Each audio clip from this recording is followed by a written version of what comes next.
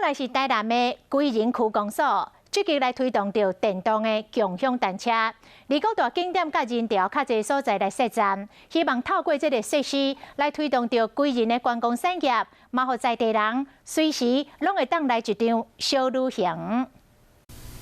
公共脚踏车伫现代社会中是真平常一项交通工具。即马台南归仁区区公所嘛伫区内引进有电动辅助功能的公共脚踏车，并且伫各热门的地点设点，希望讲会使提升大家接受度甲使用率。咱现地看到就是咱七甲花卉区，也是归仁很重要的一个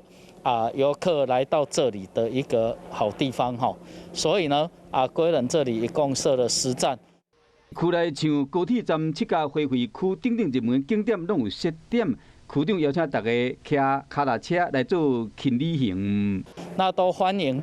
在国庆年假的时候所有的游客拢会当来往归仁咱来骑脚踏车来做一趟很轻松又惬意的轻旅行透过区公所甲公共脚踏车公司的合作，无论是在地还是外地游客，到归仁这个所在，交通拢加正利便。